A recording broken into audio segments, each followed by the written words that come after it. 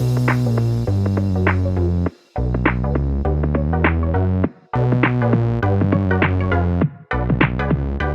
welcome everybody to another episode of Chris and Dave's Reality TV Cast. I'm one of your hosts, Chris, and my co-host and very good friend is Dave. Hey there, Chris, and hello to all listeners out there. Welcome to Chris and Dave's Reality TV Cast. We are covering Married at First Sight Australia, Season 10, Episode 32. Not 31, Chris, but 32, this one. It is, Dave, because unfortunately, we did record episode 31, and I've got to say, everybody, it was the greatest piece of podcasting we've ever done.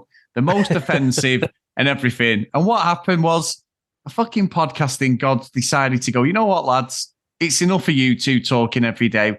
We're not going to actually do it. So we ended up losing the whole podcast, didn't we, Dave? And yeah. And the thing was, we were running around like absolute muppets to get this together, to actually jump on and record. And yeah, it was sort of a waste of our time, David. But I did enjoy venting about it. It wasn't good. It's like Tenacious D, isn't it? That song, greatest song in the world, greatest pod in the world. It was, but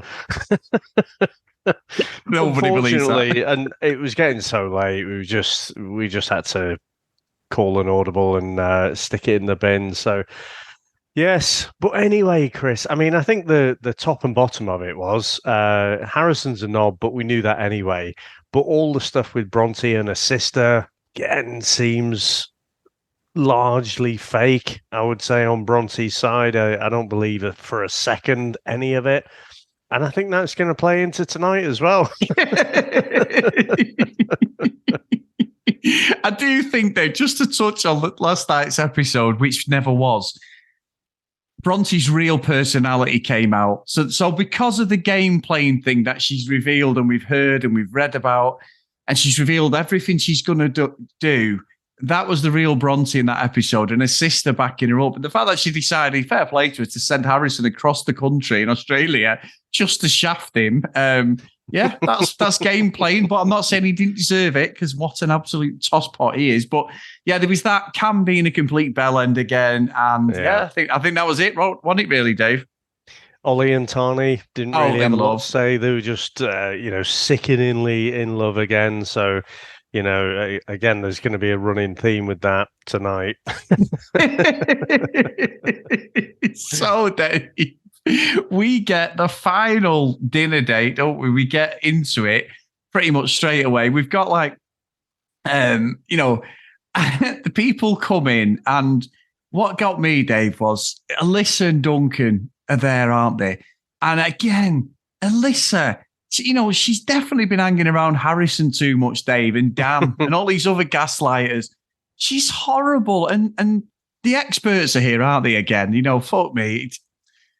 I thought she's going to get away with this again. So she starts off frosty, and then I think it was Tanya and Ollie, Evelyn and Rupert came in, and then the Alexandra said she's going to change, watch her personality change, and then she changes. And then it was like, she just starts having a pop at Duncan again, how he's sabotaged the relationship. And I was getting Josh vibes with Melissa and that. They were like, Duncan, just tell her to fuck off, because he's too nice a person, Dave.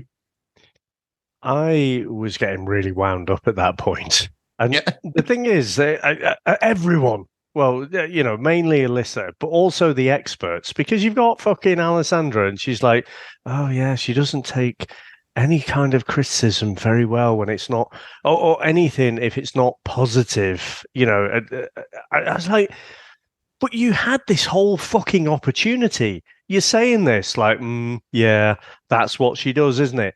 Well, you never fucking fed that back to her, though. You never fucking said anything. And I said that by not addressing it, it would bite, that couple in the arse. And I think it has done, because, Alyssa is like, basically, Duncan sabotaged the relationship and whatever. It was all fucking going great before that. And I'm thinking, not from where I was sitting, it wasn't. Yeah. It was going horrendous. Did you not even fucking realise? When you're going, the fact that, I said when you were playing tennis that you had to spend all your time with me. And I was saying, I was getting annoyed because you were like playing tennis and stuff. Well, that, you bastard, you should give up all your time for me. but I'll only see you on a every other Saturday and a Wednesday. You know, absolute fucking hypocrite 101. And again, what I really cannot stand about Alyssa, I've got to say, is this recounting of stories to paint the picture that she wants the listener to see. You know, that Duncan is this absolute arsehole and he's gone in as if he is a Harrison and absolutely shat on this relationship. And it's like, she can't see it that she is the one doing this. And again, despite the barbs being thrown, I thought Duncan handled it as well as he could. But again, the experts are sat there. Yeah, there's basically nothing he can say, is it?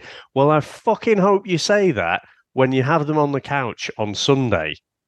Yes. Off my soapbox I climb. Oh, I love it when you go ranting like this, Dave, because you're exactly the same. I'm like, is she going to pull the I've got a child card again? Is she going to start with the fucking fake tears again so that it puts her in a position where they can't kick a wounded animal, Dave? You know, it's like she's an absolute game player 101. And, you know, he said, didn't he, I'm trying to speak my truth. And she shuts him down. Alexandra's words were, she has a hard time with feedback. Exactly what you said. Go for her. You've gone for everyone else in here who's been fucking bellend. So go for her. Don't, you know, whatever happens, it's all on this fact that she's a single parent and all this other stuff that it doesn't matter. And the more it goes on, I mean, Duncan did fight back a little bit, didn't he? And he was saying like, well, it's not healthy, but you can see the other girls, Dave, you know, that girl code stick together. They're just like, this is not fucking real. When she kept saying to him, which was so condescending, give me specifics. Well, he's tongue-tied, isn't he? She's a gaslighter. She's someone who cuts his legs off every time he tries to speak with being a smart ass. It's just like, what a horrible person she is. It was like, you know, why don't you share things with me? Well, every time I say something, you know, you jump down my throat. Be specific. Be specific, damn it. Fucking be honest with me. Share your feelings, you twat. Honestly, I'm honestly perplexed at what the fuck is Duncan supposed to do. I think she's fucking unhinged. She has lost the fucking plot on reality. And honestly, I think Duncan is coming around to the fact that this is not, you know, he should walk away from this. This is not fucking healthy at all. I said it before that Alyssa really needs to work some shit out on her own before she tries to fucking get into another relationship. I think it's just fucking unreasonable what her expectations are. And it's not, you know, again, the way she recounts stories, it'll be like, you know, if we weren't seeing this, you just think, oh, this fucking Duncan sounds like a twat, doesn't he? Jesus Christ, how could he do that? You know, so she's probably developed this kind of communication style in her adult life, and it's worked out because normally you're not on reality TV and you see both sides. Even if it is edited, you're still seeing, you know, those interactions. And yeah, just honestly, run for the hills. I agree, Dave. Everything you said, there's nothing that she brings to the table. What got me again, Dave, when she said to Duncan, you need to put yourself in my shoes. And I'm thinking, hang on, he's had no fucking choice but to be in your shoes the whole time you've been together, because you don't let him fucking speak, breathe. He's not allowed an opinion. He's not allowed to express any emotion, because if he does, you see it as a fucking red flag, and then you start bringing your fucking tears out. And she's an absolute manipulator. She's on the same level as Harrison for me for manipulation, Dave. She's fucking a joke. And it's very difficult in this day and age with, you know, we're all more aware realistically, socially, about mental health and that. But why the fuck did she come on a show like this? And again, is the vetting process just basically, oh, let's have a look at some good-looking people? We're just thrown together, because I don't believe they vetted her at all. She's completely should not be on this show. Absolutely delusional. I think, you know, there are psychology tests, aren't they? If they were really serious about that they could tease out. I'm pretty sure all of these people can fake it. We'll get on to Cam in a bit. You know, would you move for love? Yeah, totally. Fuck off. No, you wouldn't. You know, you're just full of shit. but I can believe that in an interview by these quote unquote, Chris, experts, right? You can fake it. You can say all the things that they want to hear. So it's not until you get into deeper questions and then asking the same thing but in a slightly different way, tease out when people are lying. I think you'd really need to do some of those psychological tests to get to that. But I think, you know what annoyed me probably more than anything else in the episode was when you get to the truth box and whatever, and he starts to say something nice, doesn't he? I can't remember what it was now. And she says, about 56% of the time. Yeah. And he's not even finished the fucking sentence that he's trying to say. So it's just, that must be exhausting for Duncan.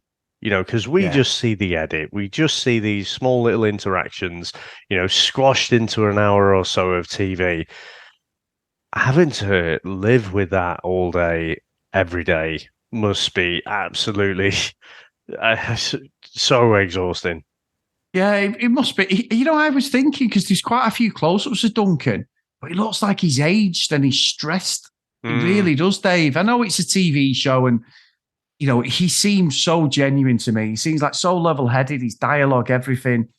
He looks really, really exhausted by this whole thing. And he was trying to even give a compliment about being warm and everything. I'm thinking, you actually believe that? But he was going with it. And I was like, he's trying to be nice. He's trying to salvage something. And she still couldn't accept it. No. She was very, very bitter, ultimately, about what he said on that final date, wasn't it? Final day of the homestays or whatever they call it. She just wouldn't let it go. So it didn't matter what he said. It's like, hey, I cured cancer. You fucking twat. Why didn't you do that yesterday? He couldn't do anything at all. It was ridiculous. But Dave, so just moving slightly on. So Tani and Ollie, happy ever after, love each other. The end, Dave. It should be who we're celebrating, but they don't bring the drama. So, but isn't it great as well? Right, these are the token couple that the show producers put together to make us believe that this experiment works. Right, it's a fucking shit hit ratio, really, isn't it? Paul, don't forget that. I'm coming after you soon. So, I thought, considering this is the youngest couple, right? How do they just manage to say all the perfect things? Yeah. Everything. Are you falling in love with me? 1,000% yes. Actually, I'm going to come to that question with another couple later on, when again it's misheard. But it's so obvious they're both really into each other. I know we often don't spend too much time on them because, we tend to focus on the drama and the things that wind us up. But it is also, I feel like it's really heartwarming to see those two. Yeah. And again, Dave, though, it's a bit like Love Island. There's something like a 5% fucking hit ratio. Someone's actually made it as a couple. But I think these will be here for the duration. I'd be very surprised if we hear about these two splitting up. I really would, Dave, a year down the line, whatever. I think they're made for each other. Yeah, it's not like Casey and Rosie, is it? Like fucking 2 weeks after the show.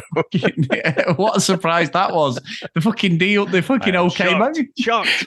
The OK magazine deal soon fucking dried up for them two fucking blaggers, didn't it? So, yeah. So, but you're right, we should be celebrating them, but I just can't, Dave. I'm sorry. They're just fucking boring. I'm sorry. So then we get Evelyn and Rupert. Apparently, Rupert says the wrong things at the wrong time, and John and that were completely fucking flabbergasted by what he was saying. I don't know. He does say the wrong things, though, doesn't he? It's like fucking Evelyn is stunning, right? And she's in that dress, and he's saying, "Oh, it looks like a bit of an ill pea," or something like that. And then when they're walking out, he's saying, "Oh, it looks like the colour of piss," or something like that. It's like fucking hell. It was better when you weren't talking. So, yeah, I just think he does say the wrong thing all the time. And I don't know. He said, what did he say? It's like, it's just, he didn't use the word banter or crack. He used something else. I can't remember where it was now. But he thinks these things are funny. I think. Yeah, But he ends up just saying really fucking stupid things. And so I mean, these pair have got no chance. But, it would help if he could actually just stop saying stupid shit. Yeah, I agree, Dave. Very much tongue-tied. And you say about Evelyn's dress, Dave, it must have been really cold in that room. Anyway, moving on. No comment. I'll just have to watch the replay. Yeah, I've not watched it a few times, David. Just what, just a quick observation and notice. But anyway, moving on very quickly. So Cam and Lindall, Dave, good old Cam, fucking Darwin, Crocodile Dundee. I'm a fucking secret agent. I can't tell you what I do, but basically, I'll let you see me the second Tuesday of a leap year, but we're still going to be a couple.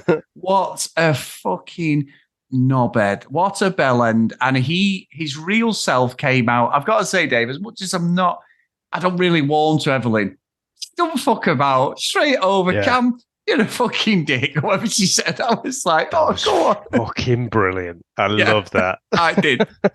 A horrible guy. Saying. Yeah, it needed saying because, and again, so well done to Evelyn for that. But also, I've been a little bit critical, and I think you have as well, of Ollie, because he can see what's going on, and he says it to the camera, but he never says it to the group.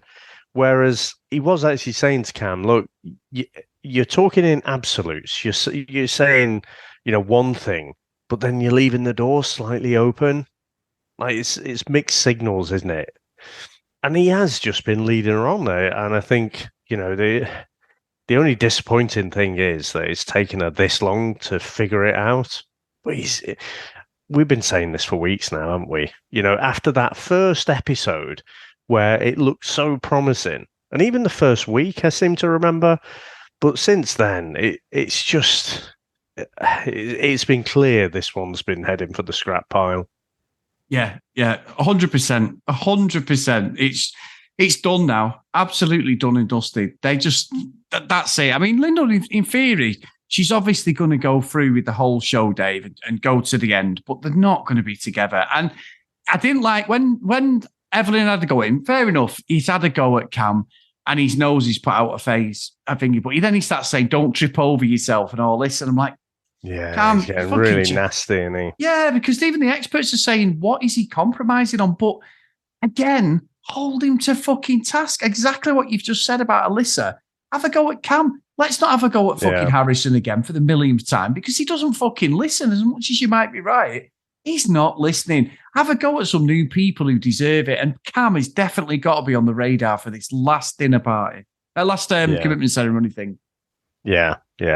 And, they were building this up that, one couple will finish the experiment forever. But it wasn't really clear at the end of the episode which one it was. I mean, we'll get to Bronte, who stormed off, but she's done that, 6 times already? So, I don't know. It could be a few different couples, couldn't it? It could be Cam and Lindall. It could be Leighton and Melinda. It could be Bronzy and Harrison. It wasn't clear to me which one was going to go. But let's see. I'll hazard a guess that it's Bronte. She's actually walked away and stayed away this time. But yeah, it was weird because they built that up, for the whole episode. Yeah, it was weird because I think, obviously, just before we get to Bronte and that, is Melinda and Leighton. I was thinking, maybe it's them, Dave. They had a bit of something. But actually, in the episode that never was, I actually defended Leighton, Dave. Nobody's ever heard me do that properly, but I defended Leighton yesterday. Yeah. And I said that I thought Melinda Mel, she was being completely unreasonable and that everything was Leighton's fault. Nothing was her fault. And it seemed that way in the last episode 31. So I did stick up for him. However, this is the first time I sort of get what the experts were getting at because she says to him, I am in love with you, basically. And he went, are you really? And everyone's like, oh, Leighton, mate, just take the fucking compliment. Take the fact that someone loves you. And he's like, but we can't speak to someone. Are we really in love? And I'm like, this is not going well at all. So I did see that side of him, Dave, where I thought, mate, less is more. And this is coming from a gobshite like me who can't stop talking. Just don't say anything. But the way Melinda goes on about him, the way the experts go on about him, it's like he's the fucking Rain Man or something.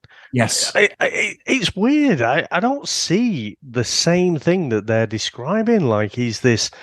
She described him as a robot. And I don't see that. We saw in the last episode, which we talked about extensively, he was fucking crying his eyes out at the end of it. And you're making out that this guy is like the fucking Terminator. So I just don't get it. I do see, he fucked up again. He takes something and he takes a misunderstanding from it and then takes it all fucking serious. That is a different behavior to saying, he's just got no emotions or whatever. But the question to him was, are you falling in love with me? Falling. Yeah.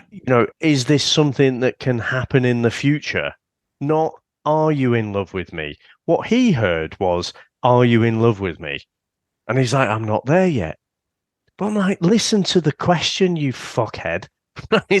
You've just misheard it. And just like he did with the kind of swap challenge thing, he's gone off on one. And I'm like, oh, you fucking prick. But again, I'm not joining up that weird behavior. And he needs to be called out on that just read the fucking exam question properly before you get up on your high horse about something. But they're making him out to be a robot and like being all clinical and precise. And I'm like, but that isn't what I'm seeing. I see you describing him like that, but that's not what I see in him. Yeah, I don't get it. I don't get it myself, Dave. And that's why, unfortunately, it was never aired, Dave. My supporter Leighton in that episode, that fateful episode, the mythical episode. It's going to be like, Dave, remember when the Sex Pistols played to a place in Manchester? It was about 200 people. Well, apparently there was 1 million people saw that gig, Dave. So this is what this episode's going to be like. It's forever going to be lost in the files of the CD reality cast. It'd be like the Snyder cut. It's the shiter cut. Yeah, no, just the snide cut, Dave, as a Mancuni would say, a shit one. So, Dave, Bronte and sorry, I'm going to lower the tone. The Snyder, the Snyder. See you next Tuesday. That's the one. At least you didn't say it properly. So, Bronte and Harrison, what got me, Dave? Just obviously, we're talking about the truth box, how these questions have been framed, and that. When Bronte was all geared up to do a full-on speech, she'd ignored Harrison. All of a sudden, Dave, she absolutely hates this guy. I do believe her emotions and reactions are real, and what she's saying about Harrison are real. However, because you've lied and put stay at every opportunity when nobody in any fucking walk of life could understand it, I find it very difficult to root for her, Dave. I think what she was saying about Harrison is so right, because he was gaslighting her there and then in front of everyone. He has no fucking shame and he thinks there's nothing going on. But it was all fake. And she'd already took the ring off in the last fucking episode, but for some reason she's got it back on going, we're done. Takes it off again. I'm like, well, you took it off the other day in the bar, so why have you now got it back on? So continuity, people. Exactly, yeah, exactly. Your continuity is well off. So I don't really care, Dave. As you said, you're out anyway. It was all a big drama. She storms off. She gets the massive fucking, Dynasty Dallas exit, the big fucking hurrah. Oh, I'm gone. It's fucking terrible. See ya. We are done. We are done. And I'm still in the back of my head thinking, but she's still going to turn up for the final fucking commitment ceremony, isn't she? Stay. Yeah, stay. Yeah. Oh, he's a great bloke, really. When I saw he was a gaslighter, I got it wrong. He's a great guy. With him. Yeah, you don't know what he's like behind closed doors. What a guy, Oh, and also, Dave, we did say in the last episode, I'm going to say it again. Harrison is suing a podcast. He's suing a podcast because they called him a gaslighter, a manipulator, everything. So it isn't our podcast, but I'm going to stick by that, Dave. And I'm also going to call him a fucking bellend as well, Dave. So put that in your fucking pipe. I think I also said he was a fucking knob. So. Sue us for what? We've got nothing. We've got nothing. We've got nothing. So what did you think of all that, Dave? Honestly, I think there was some raw emotion in there from Bronte. Yeah. Because it is a far better performance than what we've seen. We can see that she can't act. but I am still not buying it. And I'd said in our mythical lost episode, but I'm pretty sure I've said it about 1,000 times before. Yeah. I'm out on this couple because everything seems set up. It makes no sense how they've been. And I'm not having Harrison is an absolute bellend, right? But I'm not having that he's got some kind of spell over Bronte. She has been acting her arse off like, terribly as well in this. Now, I'm not sure how much. So here's what I think, right? Some of the stuff that they were concocting together, right? The stuff about how much they love each other, how they're having great hot sex and whatever. That is all concocted between the two of them. But I do think it's gone a little bit off script, and that's why we've seen a little bit of emotion as well.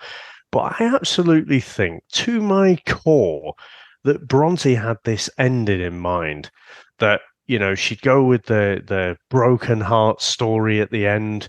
She'd be that strong woman who's been manipulated by Harrison, and she's going to break out of it. And I just find the whole thing utterly distasteful, Chris, because fucking real people go through that shit, and you're just playing up to it. You're acting it like it's a role. And I think it's disrespectful to people who actually go through that shit. Because again, unless I see something, and none of this nonsense that where she's talking about, oh yeah, I was not allowed to speak and all this, that, and the other. I was gaslit and all. I don't believe it, right? Because everything we've seen has been fake, and so it's going to take a lot to convince me that, like I say, a little bit of it's gone off script, but it's like the fucking wrestling, isn't it? It's all predetermined. But the actual, bits in between, that's a little bit ad-libbed, a little bit ad hoc. But yeah, they kind of knew what they were doing. The only reason I think it's gone off script, by the way, is because Harrison comes off really badly at the end. And I don't think he'd have signed off on that script. So, but they were definitely in it for some parts, but not at the end there. No, I agree with that, Dave. And look, if it's the end of him, thank God. Thank God. It's like it's been every episode you've both been taking the piss out of us. So it's not going to go any other way. They're never going to be together. We'll probably say this, Dave, and it'd be like Bryce and Melissa, who were the most unlikely couple ever in probably any reality TV show to get together, considering how he treated and how appalling he was. Get married, they've got twin kids. You know what I mean? But that's okay, because she had a plan. He was a donor dick, right? She wanted babies. She wanted babies, and she got babies. She had a plan, and the plan came off for her. The fact that Bryce is a massive dickhead, right, and quite rightly couldn't get a fucking job again on the radio, more fool him. I don't know if they're still together now, but I feel like, everything we saw from her was, she wanted to have the babies, and she did it. So when we were going through the episode, we were like, what the fuck is she doing? Why is she turning a blind eye to all of these things? And is there anything Bryce could say where Melissa would be like, oh yeah, this is not for me? I don't think so, because the plan wasn't, the end goal was not Bryce. The end goal was the babies. And so, I kind of, it took me a bit of time and space from that series to come to that conclusion, but, I do think fair play to her for that. Fair enough, Dave, fair enough. But I will confirm they are still together. But Dave, more importantly... Well, she's got to keep him now, hasn't she? Well, yeah, fucking no one else to keep that bell end. So, anybody else? So we go to Sunday's episode, Dave, and we're building up. It's the last week. We're going into the final throes of it all. Obviously, the judges, the experts, are they going to do anything? Are they going to interject? I'm not sure, Dave, but I think overall, there's a few couples who've just got to go now. Cam and Lindall, Bronte and Harrison have got to go. and then leave the others to fight it out there. There's no real It's prize. just got to be Ollie and Tani just sat on the sofa at the on end. their own. Yeah. The fucking most boring couple ever. You know what I mean? So, yeah, it's interesting. What do you think is going to happen Sunday, Dave? Well, like I say, I guess it's probably Harrison and Bronte who've left, or at least Bronte has. Harrison does like the TV, so maybe he'll turn up on his own for the final commitment ceremony or whatever. Because I think, they'll go on the couch and then they have to go to like their, what is it, the final vows they call it, like the last thing where they write a little script and say it, and whether they'll stay or go. But yeah, I can't see Duncan staying with Alyssa, that's for sure. Harrison and Bronte, no. Lindall, there's a small part of me that just thinks, because she, I guess, hasn't been in that many relationships, she's still clinging on to that idea that Cam isn't a complete dickhead. But he is, so I really hope she says, she's going to leave him as well. Who am I forgetting? Evelyn and Rupert. Well, yeah, I think Evelyn might convince Rupert that, we just have to basically say we'll stay together. And then as soon as the camera crew's gone away, we can split it up. So I think they might stay together just because she'll give them a bit of coaching there. And yeah, anyone who I forgot basically isn't important enough. That's the one, Dave. That's the one. So we get a rest. We get a rest now, mate, and quite deserved rest as well. So we get a few days off on this one. So back on Sunday, guys. If you want to email us, cdrealitycast@gmail.com. Want to follow us on social media @cdrealitycast. Chris and Dave's Reality TV Cast. Get over there as well on Facebook and come and join us and get involved in the chat. There's loads of great people. A lot of people from the UK are just at about episode 10 now of Maths, because it's on currently. But, it's been such good fun. And I can say, Dave, that our podcast is not only the BBC Three Counties Love Island specialists, and we've been told that on many occasions, we are now, Dave, the Maths Australia specialist from BBC Three Counties, Dave. So again, I would like you to put that in your curriculum vitae, Dave, because that is definitely something I aspired to at a young age, to be remembered as an influencer on a TV show. Fucking hell. It's a bit of a stretch. I'll be so proud. A bit of a stretch, that anyway. So anyway, please, if you want to support us a little bit more, guys, get over to patreon.com/CDRealitycast. So the roll call of honor, and the final one of this week, guys, is Larissa, Helen, Alex Macy, Nicholas Spave, Emma, Fiona, Cassie, Megan, Kate, Maggie, Kristen, Zoe, Gillian, Keith, Helen, Brianna, Chloe, Noreen, Joanna, Libby, Katie, Dee Dee, Susan, Hennessy, Tracy, Lauren, Lucky Lulu Green, and Kent Gustafson. So thank you so much for all your support, guys. We really, really appreciate it. Honestly, it's so nice. Everyone supporting us. Dave, I've got a bit of news for you as well. I've got a couple of reality shows in my back pocket. Now, we're not saying... No. No. I don't necessarily think we need to watch them. However, we were talking about MILF Manor, and we said we might watch it. Yeah. So anyway, it was on Gogglebox the other day. I don't know if you caught Gogglebox. Oh, no. And one of the tasks, Dave, so you've got these... All it's shown, it's a bit of an overview on the episode. So you've got all these women, and it comes up with this first woman. It goes... I don't know what her name was, Julie, in her 50s. And I'm going, oh, shit, you're in your 50s. Anyway, let's just say she's 60s, Dave. One of the tasks that the MILFs had to do was try and find which one was their son, Dave. And you know what they found him, Dave? They had to wear a mask, a blindfold, while their son and 6 or 7 others in a sort of police lineup are bare-chested, Dave. Now, how what your son's 18, 19-year-old son's body looks like by feeling it is quite worrying, Dave. And you know what, Dave? Sam's like, I am not watching this. And I'm going, this would be unbelievable for the podcast. This is the type of highbrow quality content we need on this podcast. It was just like, so you're now going to try, and she got it wrong anyway, the woman. It was like, what the fuck is this? I'm just glad it was the chest, because when you started to tell the story, I thought it was going to be worse. So yeah. Horrendous, Dave. I will be watching that, but I think I need to get maths out of the way. Yeah, we need to get maths out of the way. But anyway, I'll just throw that one out there, Dave. Great stuff. Awesome. So thank you, mate, and thanks for another great week. I've had such fun again. It has been. So thank you very much, sir. Thanks to all our listeners out there. Thanks to all our supporters, and we'll speak to you next time. Bye.